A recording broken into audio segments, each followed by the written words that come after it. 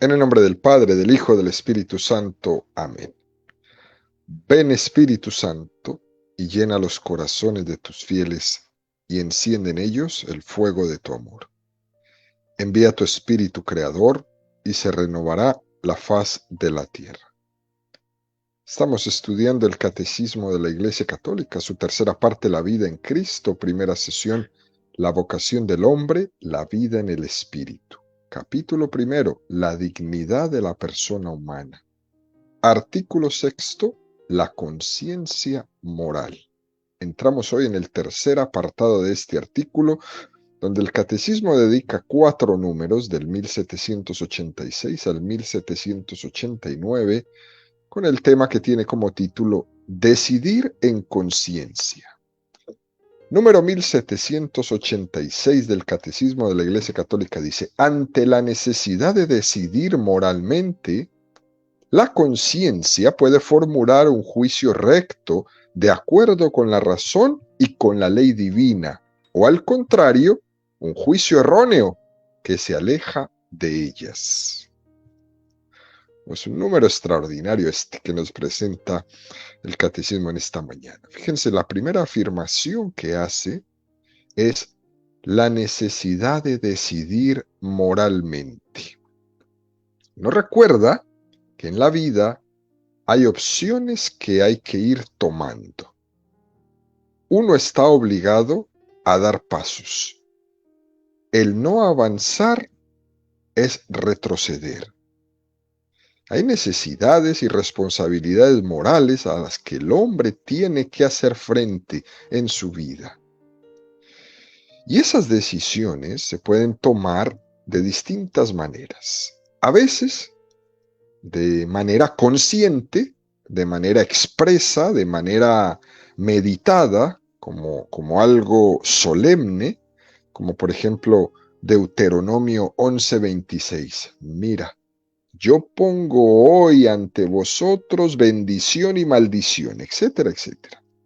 Hay una solemnidad en esto. Pero otras veces, que es la mayoría de las veces, las decisiones de conciencia se hacen sin una forma tan solemne, sino que en las prioridades que uno toma en esta vida ya está haciendo una elección de conciencia. Y lo que ocurre es que al priorizar una cosa sobre la otra, dejamos de lado algunas otras cosas. ¿A qué se refiere esto? Fíjense, incluso puede alguien, al priorizar en su vida, estar pecando de omisión por hacer alguna dejación de lo que son sus deberes, porque ha priorizado otras cosas. En el Evangelio, Mateo 12:30 dice: el que no está conmigo está contra mí, el que no recoge conmigo desparrama. Por tanto, no se vale decir, eh, esa expresión que escucha uno por ahí: si yo no hago nada malo, pues el problema es ese, que no haces nada. Yo no le hago nada malo a nadie, pero tampoco le haces nada bueno a nadie. Porque es que el tema es que igual tienes que haber hecho algo bueno. A ese no hacer nada le llamamos pecado de omisión. Que pudiendo haber hecho algo, no lo hice. Y hay tanto que confesarnos alrededor de este pecado de omisión. Por algo la Iglesia en su mismo acto de contrición nos invita a eso, que he pecado mucho de pensamiento, de palabra, de obra y de omisión. Pudiendo haber hecho algo, no lo hice. Luego el catecismo sigue profundizando en el número 1787 y dice: el hombre se ve a veces enfrentado con situaciones que hacen el juicio moral menos seguro y la decisión difícil. Pero debe buscar siempre lo que es justo y bueno y discernir la voluntad de Dios expresada en la ley divina. Como Como que este número del catecismo me dice, a veces las cosas están oscuras y el juicio moral sobre ellas es menos seguro. A nosotros nos gustaría que las decisiones de conciencia que fuéramos tomando en nuestra vida fueran decisiones claras, ¿no? Que fueran decisiones pensadas, discernidas, pero sería un engaño pensar que yo solo puedo decidir en ese escenario ideal, ¿no? Donde todo está claro y donde yo no corra ningún riesgo de equivocarme. Pero la vida no es así. En la vida no siempre se deciden cosas en unos caminos claros y diáfanos, fáciles, ¿no? La vida se decide en caminos reales, que no siempre coinciden con los caminos ideales. Fíjense, queridos amigos, a veces lo bueno es enemigo de lo mejor. Y hay que partir de la realidad e intentar mejorarla según viene. O como decimos nosotros, como venga. Y ante esto, el catecismo en este número nos dice algo muy hermoso. Estas decisiones son difíciles, pero son decisiones que hay que tomarlas. Es posible que a veces la decisión pueda esperar. Y ese caso, y ahí si es posible, lo acertado sea esperar. A que yo pueda madurar, a que yo pueda ver más claramente, pero no siempre se puede. De hecho, uno de los consejos así brillantes que daba San Ignacio de Loyola en sus ejercicios espirituales era: en tiempo de turbación no hagas mudanza. Pero no siempre se puede esperar. Ojalá pudiéramos hacerlo. Y tenemos la obligación, entonces, de correr riesgos. Y el Señor bendecirá a aquellos que se entregan a esa lucha moral buscando el bien y buscando la verdad, aún a riesgo de equivocarse.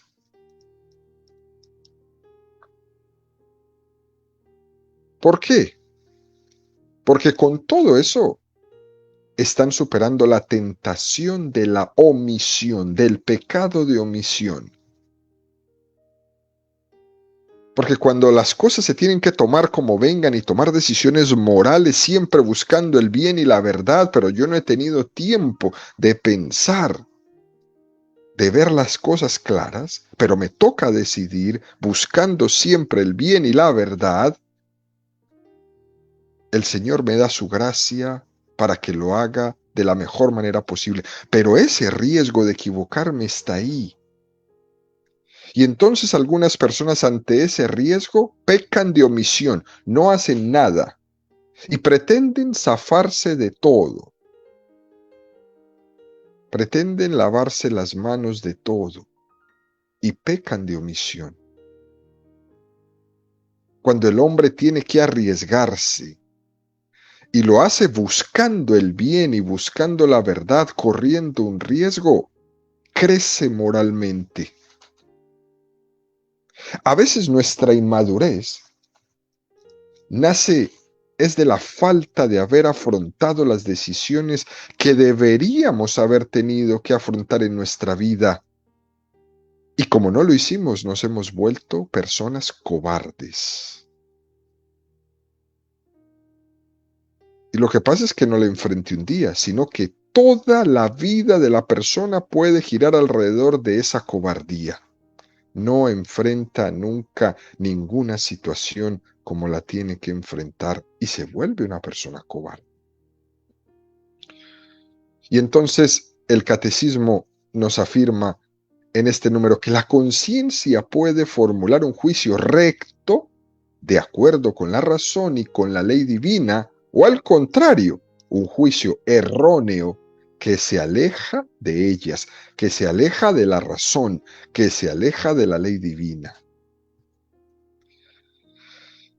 Nosotros ya sabemos que la responsabilidad en un juicio erróneo será mucho mayor en la medida en que esa persona tenía más conocimiento, más datos para haber decidido bien. Pero cuando alguien se arriesga con toda la buena voluntad, viendo que hay una necesidad de elegir, si se equivoca en la elección, la responsabilidad que tenga será menor. Pero lo que dice aquí el catecismo es, ante la necesidad de decidir moralmente sin tiempo de nada, la conciencia puede formular un juicio.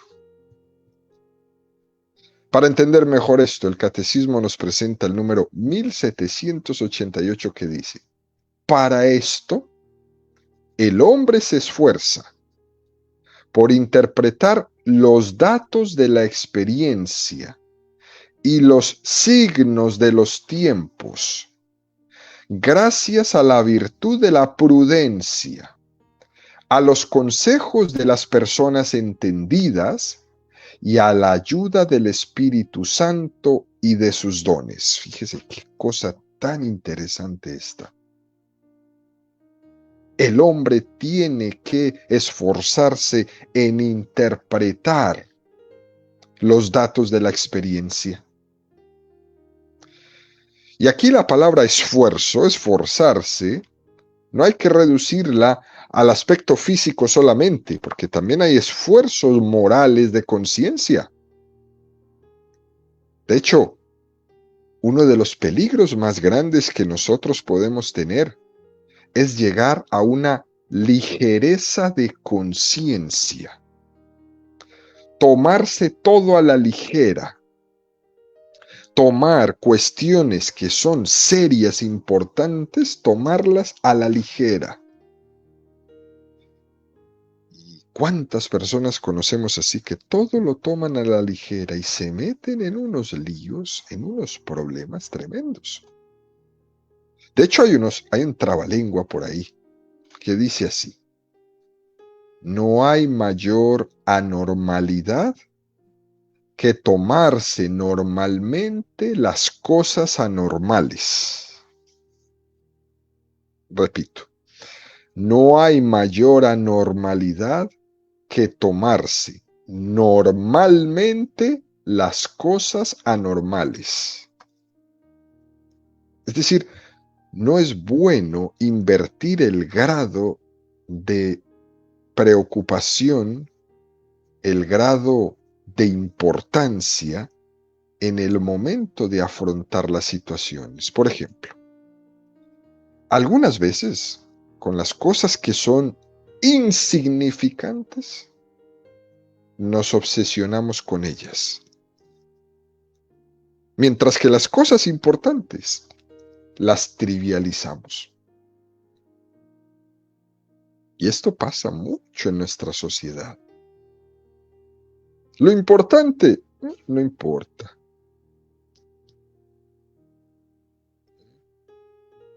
Lo menos importante importa demasiado. Fíjense, queridos amigos, en el tema del aborto. Hay 20 millones de abortos al año. Eso es importante.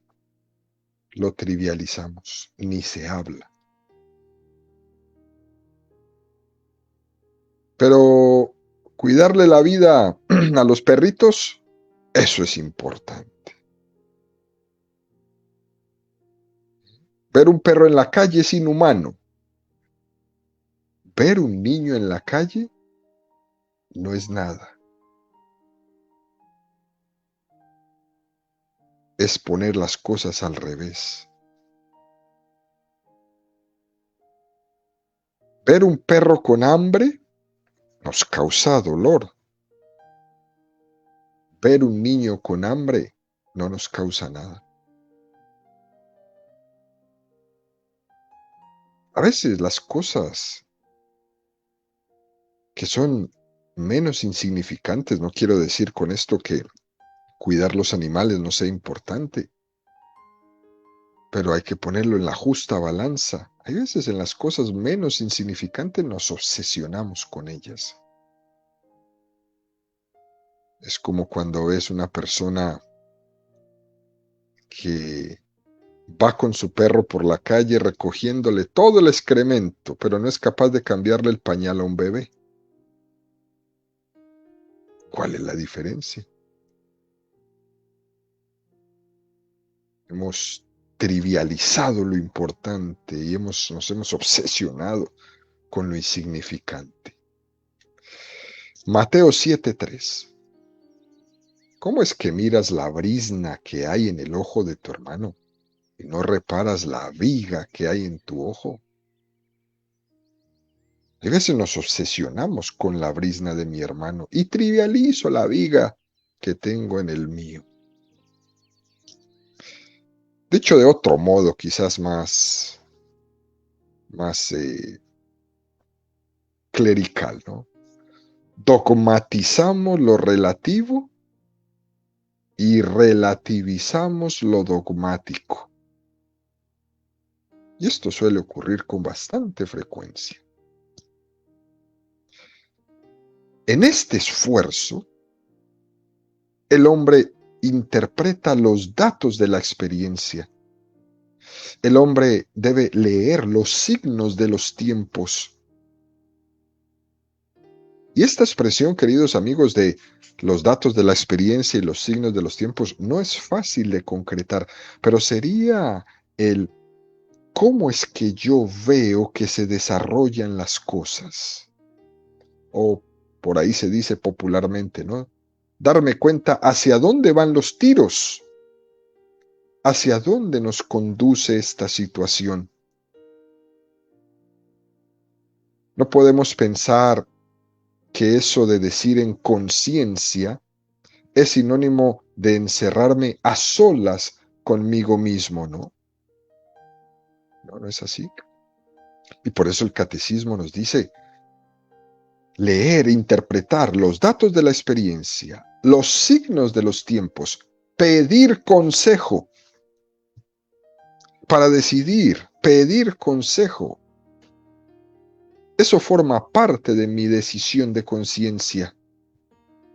Tan malo sería la persona que pretende no decidir nada ella, sino que los demás decidan por ella, como la que considera que es autosuficiente, que no cuenta con nadie, que no necesita de nadie, que su arrogancia es más grande que ella. El consejo es incluso una obra de misericordia en la iglesia. Dar buen consejo al que lo necesita. Y eso supone, por parte de la persona que recibe el consejo, tener la suficiente humildad para aceptar todo aquello que le ayude a iluminar sus oscuridades. Esto de dar consejo, y sobre todo cuando son correcciones personales, es supremamente importante, pero también exigente. Fíjense, queridos amigos, para poder corregir a una persona, uno tiene que quererla mucho. Para yo corregirte, me tienes que importar mucho para yo atreverme a darte un consejo. Si no me importas, no te aconsejo. Todos aquellos que me escuchan que tienen el don de consejo, esto es para tenerlo presente. Cuando aconsejo a alguien es porque lo quiero mucho. Si no, no lo hago. De hecho, fíjese el catecismo cómo menciona estas palabras. Personas entendidas. Que yo, para iluminar mis oscuridades, me acerque con personas entendidas. Y eso que es algo tan evidente, no siempre lo hacemos. Cuando tenemos una duda por alguna cuestión en nuestra vida, lo lógico es que uno busque a alguien que le ayude de verdad. Alguien que le quiera. No vaya a buscar a alguien que le halague los oídos o que le confirme lo que usted quiere escuchar. Hay que buscar a alguien que le quiera. Y esto es importante, ¿por qué? Porque es que el consejo no implica obediencia. Lo que yo te aconseje no es una orden, ni tampoco mi consejo es una decisión por ti.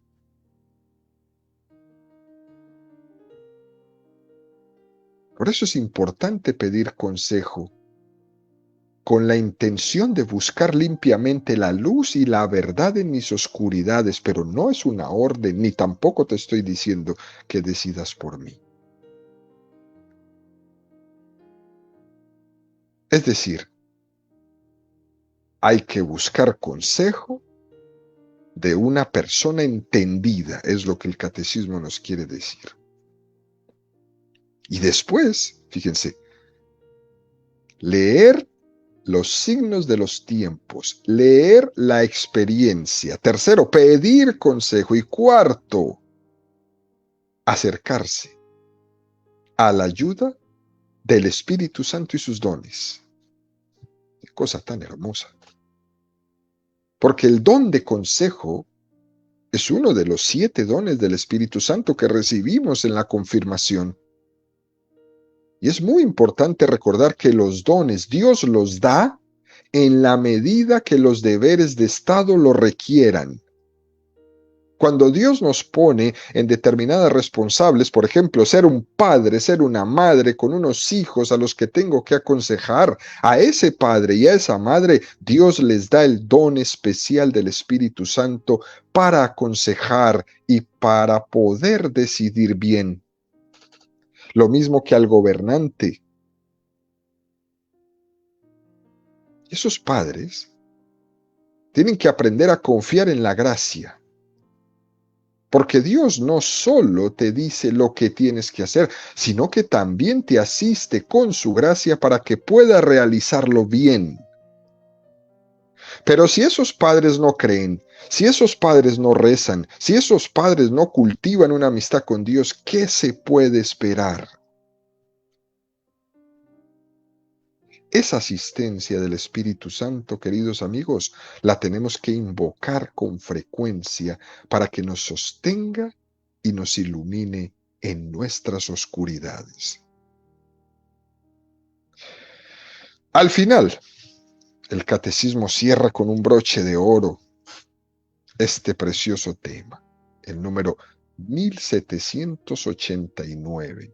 Nos habla de unas reglas que son aplicables. Primera regla: nunca está permitido hacer el mal para obtener un bien. Uf. Por tanto, el fin no justifica los medios. Y aquí en esta primera regla el catecismo nos hace mención de un número que ya estudiamos, el número 1756. Dice así: es por tanto erróneo juzgar de la moralidad de los actos humanos, considerando solo la intención que los inspira o las circunstancias, ambiente, presión social, coacción o necesidad de obrar, etcétera, etcétera. Hay actos que por sí y en sí mismos, independientemente de las circunstancias y de las intenciones, son siempre gravemente ilícitos por razón de su objeto. Por ejemplo, la blasfemia, el perjurio, el homicidio, el adulterio. No está permitido hacer el mal para obtener un bien. Alguien podría pensar, ¿no? Voy a perjurar, porque así puedo hacer un bien a otra persona. Y este planteamiento puede ser muy tentador. Hago un mal para conseguir un bien, pero lo que parece un atajo de facilidad, al final es perderse en el bosque. Y hay que poner mucho cuidado con esto, queridos amigos. Esta primera regla es indispensable en nuestra vida. Nunca está permitido hacer el mal para obtener un bien. Segunda regla, que sería la regla de oro. Todo, Mateo 7:12. Todo cuanto queráis que os hagan los hombres, hacedselo también vosotros. Es impresionante esta regla. Y nos regala el catecismo 3 textos de la Sagrada Escritura para sostenerla. Mateo 7:12. Por tanto, todo cuanto queráis que os hagan los hombres, hacedselo también vosotros a ellos, porque esta es la ley y los profetas. Lucas 6:31. Y lo que queráis que os hagan los hombres, hacedselo vosotros igualmente. Y la última, Tobías 4:5-19. No hagas a nadie lo que no quieras que te hagan a ti. Y nos regala el catecismo este texto de Tobías tan espectacular. Acuérdate siempre del Señor y no peques ni atropelles sus mandamientos. Practica la justicia toda tu vida y no salgas de sus caminos. Porque si obras rectamente tendrás éxito en todas tus cosas. Con tus bienes haz limosna en beneficio de todos los que practican la justicia y el bien, y no vuelvas la cara al pobre para que el Señor no aparte su rostro de ti. Da limosna según tus posibilidades, pero nunca temas dar. Así te prepararás un tesoro para el día de la necesidad, pues la limosna nos libra de la muerte y nos guarda de andar en tinieblas. Además, para el que da, su limosna le queda como un precioso depósito ante el Altísimo. Hijo mío, guárdate de toda impureza y elige por esposa a una mujer de la raza de tus padres. No te cases con mujer extranjera, pues somos hijos de profetas. Recuerda que nuestros padres Noé, Abraham, Isaac y Jacob se casaron con mujeres de su parentela y fueron bendecidos en sus hijos, de modo que su descendencia heredó la tierra. Ama a tus hermanos y no desprecies a los hijos de tu pueblo, hasta el punto de que tomes por esposa a una mujer extranjera, porque la soberbia acarrea ruina y la oscuridad bajeza, ya que la ociosidad es la madre de la miseria. Entrega a tiempo el salario a tus obreros, y así sirviendo a Dios recibirás recompensa. Muéstrate correcto, cuida cada uno de tus actos. No hagas a nadie lo que no quieras para ti. Bebe vino con prudencia, para que no hagas de la embriaguez la compañera de tu vida. Da de tu pan al hambriento y de tus ropas al desnudo. Da todo cuanto te sobre, y cuanto lo hagas, no te arrepientas. Reparte tu pan en los funerales de los hombres buenos, pero no lo des a los pecadores. Busca consejos de personas prudentes y no olvides los consejos útiles. Bendice en todo momento al Señor Dios y pídele que tus caminos sean rectos y tus proyectos favorables, porque no todas las naciones tienen la verdadera sabiduría. Es el Señor el que da todos los bienes, y si quiere, humilla hasta lo profundo del infierno. Recuerda, hijo, todos estos mandatos y no permitas que se borren de tu corazón. Esto es un testamento impresionante. Y parece algo evidente en nuestra vida. Parecería que esto lo deberíamos hacer, como pagar el justo salario a nuestros obreros. Sin embargo, la experiencia nos demuestra con mucha frecuencia que actuamos con los demás como no nos gustaría que lo hicieran con nosotros. Por eso el catecismo la llama la regla de oro. No le hagas a alguien lo que no quieras que te hagan a ti. No hagas al otro lo que no quieras que te hagan a ti. Tercera regla y última. La caridad debe actuar siempre con respeto hacia el prójimo y hacia su conciencia. Nos regala un texto de la primera carta de los Corintios 8:12. Pecando así contra vuestros hermanos, hiriendo su conciencia, pecáis contra Cristo. Y después nos regala el texto de Romanos 14:21. Lo bueno es no hacer cosa que sea para tu hermano ocasión de caída, tropiezo o debilidad. Lo que nos está diciendo aquí es que tenemos que actuar siempre en respeto de la conciencia del otro, permitiendo que las demás personas decidan en conciencia, no arrollándolas ni tampoco abochornándolas. No ser ocasión de caída o tropiezo para mi hermano. Qué cosa tan importante esta, que genera en nosotros una vida de delicadeza, de finura, de sensibilidad, que nos ayude a medir las consecuencias de nuestros actos. Una conciencia tranquila, una conciencia en paz. Si las consecuencias que se pueden derivar de un acto son que alguien se pueda escandalizar o se aparte de Dios, si la consecuencia puede ser mala, es mal asunto.